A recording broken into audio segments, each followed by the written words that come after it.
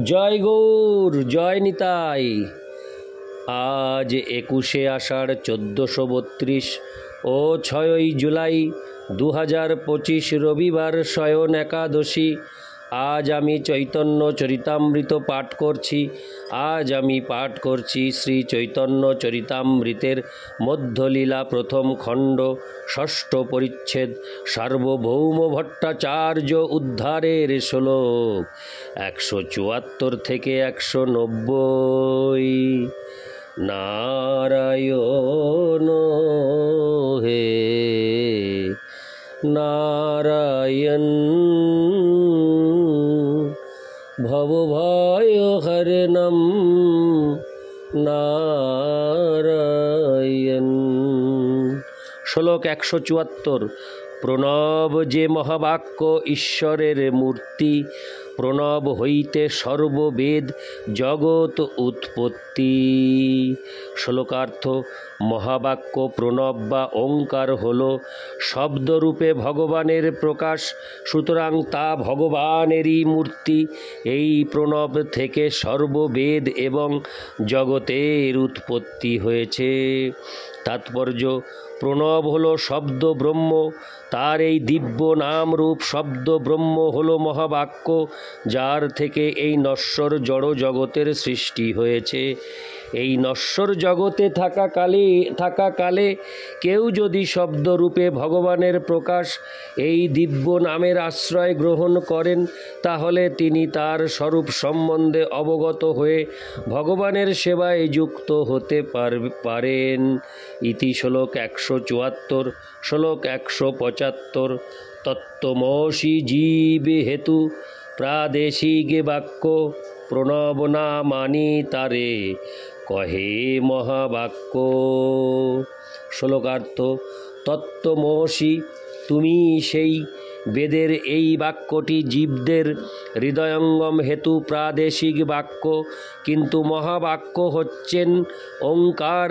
শঙ্করাচার্য ওঙ্কারকে না মেনে তত্ত্বমসিকে মহাবাক্য বলেছেন। তাৎপর্য: যারা ভগবানের চিন্ময় নাম বেদের মহাবাক্য প্রণব মানে না, তারাই তত্ত্বমসিকে মহাবাক্য বলে মনে করেন।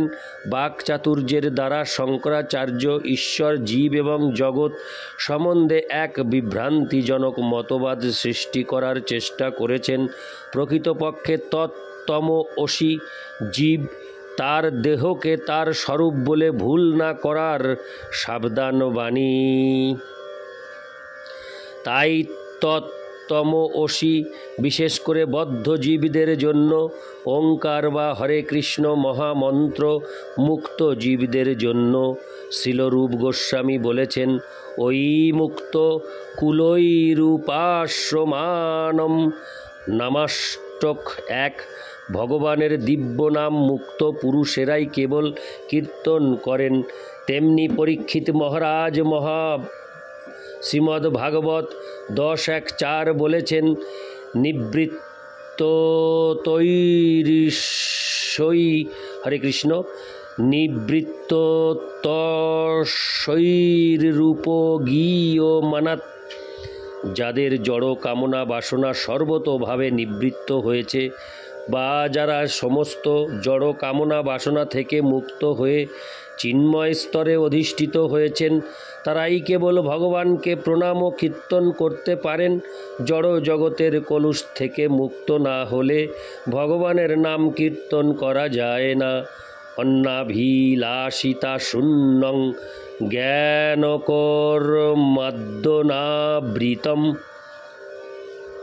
প্রাদেশিক বাক্য তত্ত্বমসিকে বেদের মহাবাক্যরূপে গ্রহণ করে শঙ্করাচার্য পরোক্ষভাবে বেদের মহাবাক্য ওঙ্কারের মর্যাদা ক্ষুণ্ণ করেছেন। ইতি শ্লোক 175। শ্লোক 176। এই মতে কল্পিত ভাষ্যে শত দোষ দিল, ভট্টাচার্য পূর্বপক্ষ অপার করিল। শ্লোকার্থ। এইভাবে শ্রীচৈতন্য মহাপ্রভু শঙ্করাচার্যের কল্পিত শারীরক ভাষ্যের সমালোচনা করে তার শত শত দোষ প্রদর্শন করলেন। সার্বভৌম ভট্টাচার্য শারীরক ভাষ্যের পক্ষ অবলম্বন করে বহু যুক্তি প্রদর্শন করার চেষ্টা করলেন। ইতি শ্লোক 176, শ্লোক 177। বিতণ্ডাচ্ছল নিগ্রহাদি অনেক উঠাইল, সব খণ্ডী প্রভু নিজ মত সে স্থাপিল। শ্লোকার্থ। সার্বভৌম ভট্টাচার্য অনেক বিতণ্ডা, ছল, নিগ্রহ আদি উঠালেন, কিন্তু শ্রীচৈতন্য হরে কৃষ্ণ সার্বভৌম ভট্টাচার্য অনেক বিতণ্ডা, ছল, নিগ্রহ আদি উঠালেন, কিন্তু শ্রী চৈতন্য মহাপ্রভু সে সমস্ত খণ্ডন করে তার নিজের মত স্থাপন করলেন। তাৎপর্য: নিজের মত স্থাপন না করে পরের মত খণ্ডন করার চেষ্টাকে বিতণ্ডা বলা হয়। শব্দের প্রকৃত তাৎপর্যকে অন্য কাল্পনিক বিষয় রূপে আরোপ করে খণ্ডন করাকে ছল বলা হয়। অপর পক্ষের পরাজয়কে বলা হয় নিগ্রহ। ইতি শ্লোক 177, শ্লোক 178। ভগবান সম্বন্ধ ভক্তি অভিধেয় হয়, প্রেমা প্রয়োজন বেদে 3 বস্তু কয়। শ্লোকার্থ। শ্রী চৈতন্য মহাপ্রভু বললেন, পরমেশ্বর ভগবান হচ্ছেন সম্বন্ধ, ভগবদ ভক্তি অভিধেয়, হরে কৃষ্ণ, অভিদেহ এবং ভগবত প্রেম লাভ হল জীবনের পরম প্রয়োজন। এই 3টি তত্ত্ব বেদে বর্ণিত হয়েছে। তাৎপর্য: ভগবদ গীতায়ও এই তত্ত্ব প্রতিপন্ন হয়েছে। বেদৈশ্চ সর্বৈরহমেব বেদ্য। বেদ অধ্যয়নের প্রকৃত উদ্দেশ্য হচ্ছে কিভাবে ভগবানের ভক্ত হওয়া যায় সেই অভিজ্ঞতা লাভ করা। ভগবান নিজেই উপদেশ দিয়েছেন, মন্মনা ভব মদ ভক্ত মদ যাজিমাং নমস্কুরু। ভগবদ্গীতা 9:34। তাই বেদ পাঠ করার পর সর্বদাই পরমেশ্বর ভগবানের কথা মনে মনে চিন্তা করে ভগবানের সেবা করা উচিত, অর্থাৎ তার ভক্ত হয়ে সর্বদা তার আরাধনা করা উচিত। একে বলা হয় বিষ্ণু আরাধনা, এবং সেটি হচ্ছে জীবের পরম ধর্ম। বর্ণাশ্রম ধর্মের মাধ্যমে তা যথাযথভাবে সম্পাদন করা যায়। বৈদিক সভ্যতায় সমাজের মানুষকে 4টি বর্ণে বিভক্ত করে এবং জীবনকে 4টি আশ্রমে বিভক্ত করে ভগবদ ভক্তি সম্পাদনের এক বিজ্ঞানসম্মত পরম উৎকৃষ্ট পন্থা প্রদর্শিত হয়েছে। কিন্তু এই যুগে সেই পন্থা প্রতিষ্ঠা করা অত্যন্ত কঠিন। তাই শ্রী চৈতন্য মহাপ্রভু নির্দেশ দিয়েছেন, বর্ণাশ্রম ধর্ম আচরণে অধিক আগ্রহশীল না হয়ে কেবল হরে কৃষ্ণ মহামন্ত্র কীর্তন করতে এবং ভগবানের শুদ্ধ ভক্তের কাছে ভগবানের মহিমা শ্রবণ করতে। সেটি হচ্ছে বেদ পাঠের প্রকৃত উদ্দেশ্য। ইতি শ্লোক 178, শ্লোক 179। আর যে কিছু কহে সকলই কল্পনা, শতঃ প্রমাণ বেদ বাক্যে কল্পেন লক্ষণা। শ্লোকার্থ। কেউ যদি অন্য কোনোভাবে বৈদিক শাস্ত্র বিশ্লেষণ করতে চেষ্টা করেন তাহলে সেটি তার কল্পনা ছাড়া আর কিছু নয়। বেদ শত প্রমাণ তার অন্য কোনো হরে কৃষ্ণ বেদ শত প্রমাণ তার অন্য কোনো অর্থ করা কল্পনা ছাড়া আর কিছু নয়। তাৎপর্য: বদ্ধজীব যখন নির্মল হয় তখন তাকে বলা হয় ভক্ত। পরমেশ্বর ভগবানের সঙ্গে কেবল ভক্তির সম্পর্ক এবং তার একমাত্র কাজ হচ্ছে ভগবানের প্রীতি সাধনের জন্য তার সেবা করা। এই সেবা অবশ্য সম্পাদিত হয় ভগবানের প্রতিনিধি শ্রী গুরুদেবের মাধ্যমে। যস্য দেবে পরা ভক্তি যথা দেবে তথা গুরৌ। ভক্ত যখন যথাযথভাবে ভগবদ ভক্তি সম্পাদন করেন তখন তিনি জীবনের সর্বোচ্চ স্তরে অধিষ্ঠিত হন, ভগবৎ প্রেম লাভ করেন। স বৈ পুংসাং পরধর্ম যত ভক্তিরধক্ষ, যে বেদ হৃদয়ঙ্গম করার প্রকৃত উদ্দেশ্য হচ্ছে ভগবত ভক্তির স্তরে উন্নীত হওয়া। মায়াবাদীরা কিন্তু মনে করে যে সমস্ত বেদের মূল তত্ত্ব হচ্ছে নির্বিশেষ ব্রহ্মজ্যোতি। ব্রহ্মজ্ঞান লাভ করা জীবনের পরম কর্তব্য এবং জীবনের পরম লক্ষ্য হচ্ছে মুক্তি লাভ করা বা ব্রহ্মে লীন হয়ে যাওয়া। কিন্তু এসবই বদ্ধ জীবের কল্পনা প্রসূত, তা কেবল জীবকে জড় কার্যকলাপ থেকে নিরস্ত করে। সব সময় মনে রাখা উচিত যে সমস্ত বৈদিক শাস্ত্র স্বতঃ প্রমাণিত। বৈদিক শ্লোকের কদর্থ করার অধিকার কারও নেই। কেউ যদি তা করে সেটি তার কল্পনা মাত্র এবং তার কোনো মূল্য নেই। ইতি 179। হরে কৃষ্ণ। শ্লোক 180।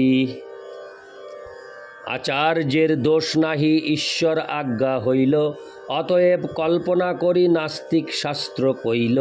শ্লোকার্থ: প্রকৃতপক্ষে শঙ্করাচার্যের তাতে কোনো দোষ নেই। তিনি কেবল ভগবানের আদেশ পালন করেছেন, তাই তিনি কল্পনা করে নাস্তিক শাস্ত্র রচনা করেছেন। ইতি শ্লোক 180। শ্লোক 181। সাগোময়ী কল্পিতৈস্তুঞ্চ জনান মদ্যি মুখান কুরু মাঞ্চ গোপয় যেন সাত সৃষ্টিরেশোত্তরোত্তরা। অনুবাদ: দেবাদিদেব মহাদেবকে পরমেশ্বর ভগবান বললেন, তোমার কল্পিত মতবাদের দ্বারা মানুষদের আমার প্রতি বিমুখ করো। তাৎপর্য: এই শ্লোকটি পদ্ম পুরাণের উত্তর খণ্ড 62-31 থেকে উদ্ধৃত হয়েছে। ইতি শ্লোক 181। শ্লোক 182। মায়াবাদমোচ্ছশাস্ত্রং প্রচ্ছন্নং বৌদ্ধমুচ্যতে ময়ৈব বিহিতং দেবী কলৌ ব্রাহ্মণমূর্তিনা। অনুবাদ: শিব পার্বতীকে বললেন, হে দেবী, আমি কলিকালে ব্রাহ্মণ মূর্তি ধারণ করে অসৎ শাস্ত্রের দ্বারা মায়াবাদ রূপ প্রচ্ছন্ন বৌদ্ধ মত স্থাপন করি।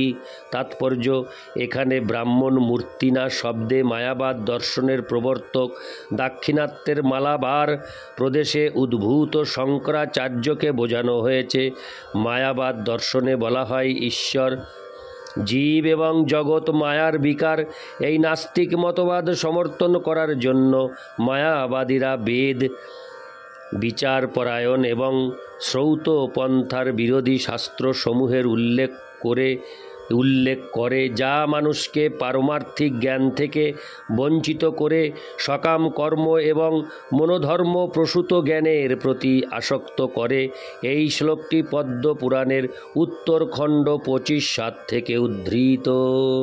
ইতি শ্লোক 182। শ্লোক 183।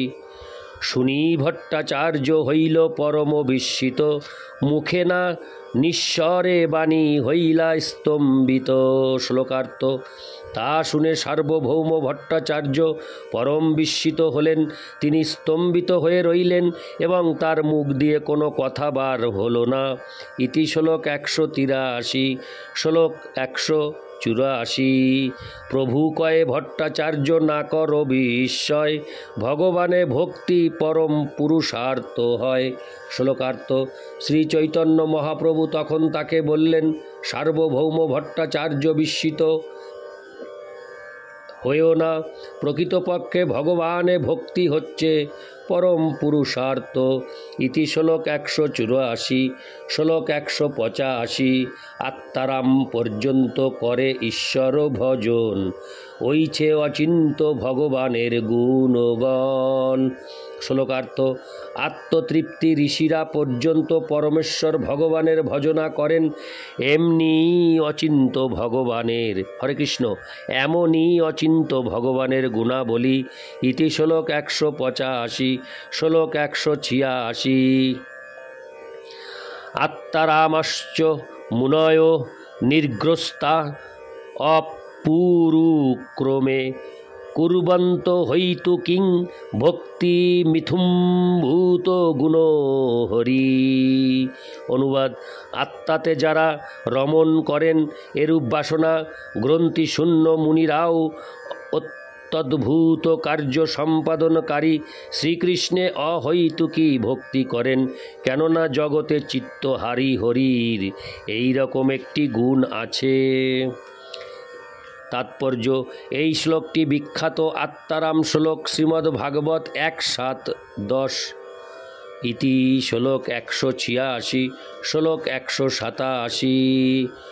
শুনি ভট্টাচার্য কহে, শুনো মহাশয়।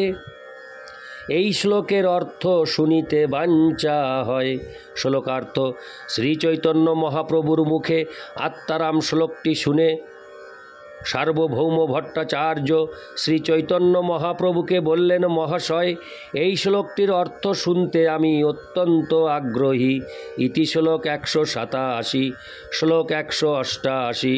প্রভু কহে, তুমি কি অর্থ করো তাহা আগে শুনি, পাছে আমি করিব অর্থ যে বা কিছু জানি। শ্লোকার্থ: শ্রী চৈতন্য মহাপ্রভু তখন বললেন, আপনি কি অর্থ করছেন তা আগে আমি শুনি, তারপর আমি যা জানি সেই অনুসারে ব্যাখ্যা করার চেষ্টা করব। ইতি শ্লোক 188, শ্লোক 189। শুনিয়া ভট্টাচার্য শ্লোক করিল ব্যাখ্যান, তর্কশাস্ত্র মতো উঠাই বিবিধ বিধান।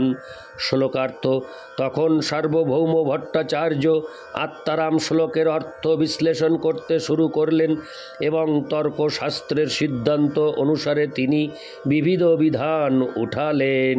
ইতি শ্লোক 189, শ্লোক 190।